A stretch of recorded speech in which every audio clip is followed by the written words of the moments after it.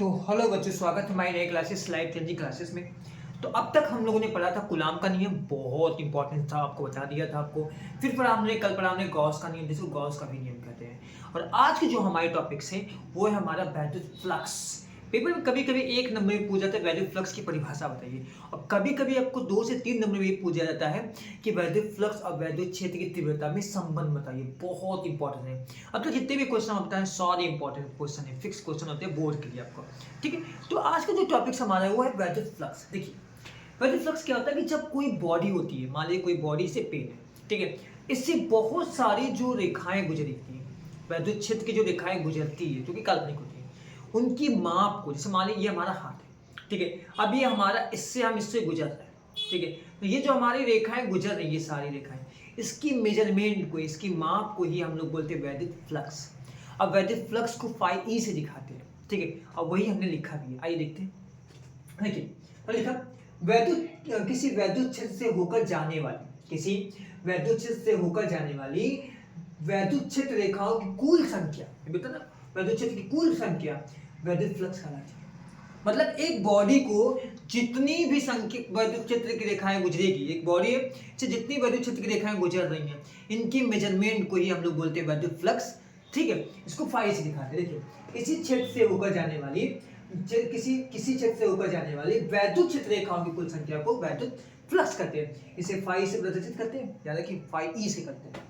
ठीक है, ये एक अदिश राशि है, क्योंकि एक ही दिशा में चलती है, पता है, अदिश राशि सदिश राशि दो भी पता है आपको। ठीक है, ये क्या, एक अदिश राशि है। इसका जो एसआई मात्रक होता है वो होता है न्यूटन मीटर स्क्वायर पर सेकेंड होता है, पर कूलाम होता है। ठीक है, इसका एमकेएस मात्रक जो होता है वो केजी मीटर क्यूब सेकेंड का क्यूब और एम्पियर इनवर्स होता है। तो ये हमारा था वैद्युत फ्लक्स। इसको प्रूव करके कैसे, वो भी दिखाते हैं। जैसे क्वेश्चन के अनुसार चलते हैं। देखिए भाई, एक हमारे पास बॉडी है, ये हमारी बॉडी है। चलिए, हमारी बॉडी नहीं भाई, एक बॉडी हम मान लिए हमारी बॉडी नहीं है। ठीक है बच्चों, चलिए, इससे अनेक रेखाएं गुजरते हैं, ये वैद्युत क्षेत्र की रेखा है। ठीक है, ये काल्पनिक होती है, हमें दिखती नहीं है। चलिए, बुझा दिया हमने आपको। अब देखिए, थोड़ा यहाँ एरो वगैरह बना दिया जाए, थोड़ा अच्छे से दिखा दिया जाए। ठीक है, सब दिखाएगा प्रूव करके। चलिए, यहाँ पे एक स्ट्रीप का देते हैं। ठीक है, अब यहाँ से जब हम इधर चल रहे हैं तो ये जो हमारी है इसको मान लेते हैं वेक्टर ई मान लेते हैं। ठीक है, और यहाँ से हम लोग एक लाइनिंग निकाल दे, इसको मान लेते हैं हम डी ए। कल बताया था हमने कि इसका क्षेत्रफल, छोटे वाले का क्षेत्रफल हम डी ए मान लेते हैं, पूरे का हम लोग ए मान लेते हैं। ठीक है, हमने इतना दिखा दिया आपको। ठीक है, तो ये सारी चीजें निकल गई। अब दिखाते हैं। अब देखिए, चित्रानुसार ये क्वेश्चन के अनुसार हम चलेंगे। ठीक है, तो हम चलेंगे डी फाई ई बराबर ई वेक्टर ई इंटू का डी ए, कल बताया भी थे आपको।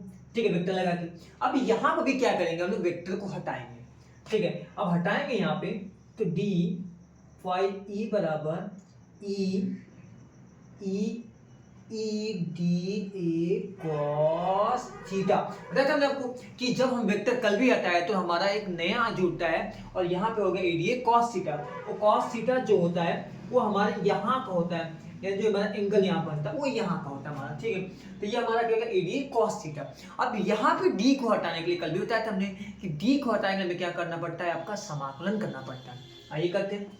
चलिए, हम यहाँ लिखते समाकलन, समाकलन करने पर, ठीक है, आराम से लिखिएगा, बड़े ध्यान से।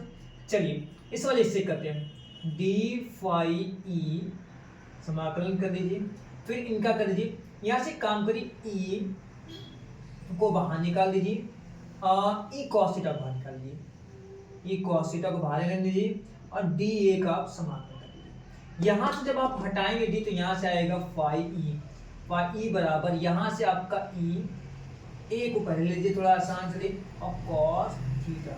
और यही तो हमें प्रूव करना है, यही तो हमें प्रूव करना था, थोड़ा इसको छोटा दिखा दीजिए। ठीक है, देखिए, अब cos थीटा जो मान है ना, ये बदलता रहता है, कहीं कहीं 0 हो सकता है, कहीं 90 हो सकता है। ठीक है, तो थीटा का मान बदलता रहता है, ये ध्यान रखिएगा। थीटा का मान स्थिति के अनुसार बदलता रहता है, तो इस तरीके से हम वैद्युत फ्लक्स को ध्यान में रखते पढ़ते हैं, बहुत इंपॉर्टेंट है ये। फिक्स क्वेश्चन होता है अब तक का, ठीक है।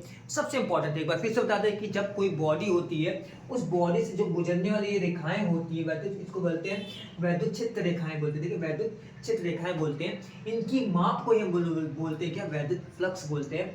वैद्युत फ्लक्स को फाई ई से दिखाते हैं, ठीक है। ठीक है, इसका जो एसआई मास, ये एक अदिश राशि होती है, ये भी ख्याल रखिए। इसका एसआई मात्रा आपका न्यूटन मीटर स्क्वायर पर कूलाम होता है। इसका एमकेएस मात्रा होता है केजी मीटर की सेकेंड और एम्पियर होता है। ये बनाएंगे, उसका डी फाई ई बनाएंगे, ईडीए बनाएंगे। ईडीए में आपको पता है कि वेक्टर ई जो तीर लगा, एरो लगा, वेक्टर लगा, उसको हटाएंगे तो हमारा ईडीए कॉस थीटा होता है, ठीक है। ये देखिए एंगल बनता है।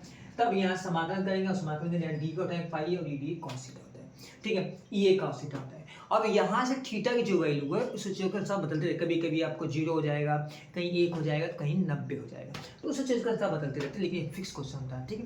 तो ध्यान से रखिएगा, उतारिएगा, बहुत इंपॉर्टेंट वाला, ठीक है। Thank you, bye bye. फिर मिलते हैं कल नए वीडियो के साथ में, नए नियम के साथ में, सारे इंपॉर्टेंट सिखाएंगे आपको, ठीक है। ध्यान सुनिएगा, बहुत बहुत इंपॉर्टेंट है, ठीक है। ध्यान से पढ़िएगा और 100% लेकर आइए आप, ठीक है। 19 प्लस 100% लेकर आइए, हम पूरा क्वेश्चन आपको कराएंगे अच्छा के साथ, ठीक है। तो ध्यान रखिएगा। Thank you, bye bye.